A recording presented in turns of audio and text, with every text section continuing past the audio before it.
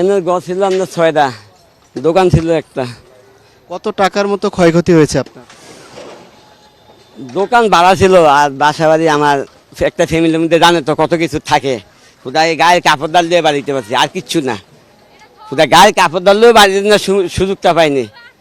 এমনি কোনো মানুষ ক্ষতি হয় না, কিন্তু বাসা বাড়ির মধ্যে ফ্যামিলি বাসা তো যা আছে সব শেষ। এখন আপনার একেবারেই নিঃস্ব। এখন একবার নিঃস্ব। এখন আমাদের গায়ের কাপড় কিনতে হইব, হেলে আমার টাকা থাকলে কিনতে হইব, হেবরে ঈদ করতে হইব, নাহলে তো আর কোনো উপায় নেই।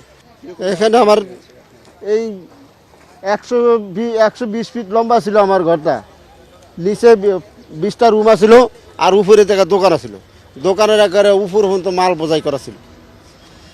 এই 5টা ছাড়া হকার ছিল, এই হকাররা এনে দেখুন কাজ করতে আছে। দোতলা সিস্টেম আছিল ঘর, এটি সব পুড়ে গেছে, কিছুই নাই। 3 দিনের কাপড় ছাড়া আর কিছুই নাই। এমন টাইমে আগুনটা লাগাইছে মার্কিন নামাজের টাইমে। নামাজ পড়ছি, নিয়ে বেঞ্চি গিয়ে নামাজ পড়তে নিয়ে ছেড়ে দেয় পড়ছি নামাজ পড়তে। আর কিছু বলার নাই। আর আমি এই এলাকাত 25 বছর আছি। এই লোক 3বারে আগুন লাগাইতে আছে, একই লোক এই 3বার আগুন লাগাইতে আছে। আমার তো মনে করেন 25 লাখ টাকার নিচে হবে না, 25 লাখ টাকার উপরে হবে। মালামাল আছিল সব। এই দেখেন আমার তো অবস্থায় অ্যাঙ্গেলের অবস্থা দেখছেন, এরকম সবই অ্যাঙ্গেল ছিল, সব অ্যাঙ্গেল দেওয়া ছিল। এরকম ভাবে আগুন লাগছে, অ্যাঙ্গেলও মনে করেন গলিয়া বইটা গেছে সব। আগুনের বাসায় আসছিলাম, তালা মারে তোয়া বাসায় গেছি, তালা খুলেই নেই হন সবাই খালি খুলতাম লইছি। এমনি কইছে আগুন লাগিয়েছে।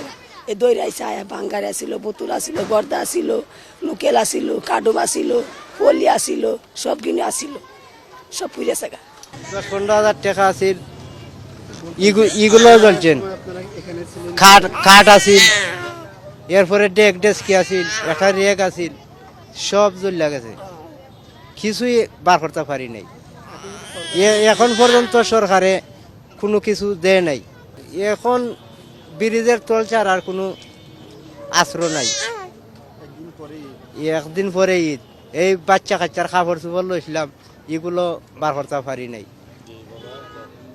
এখন দেখাইমু ই তফিক নাই। রাত্রে কিছুই খাই নাই। এই দামদা এ পর্যন্ত আগুন জ্বলের।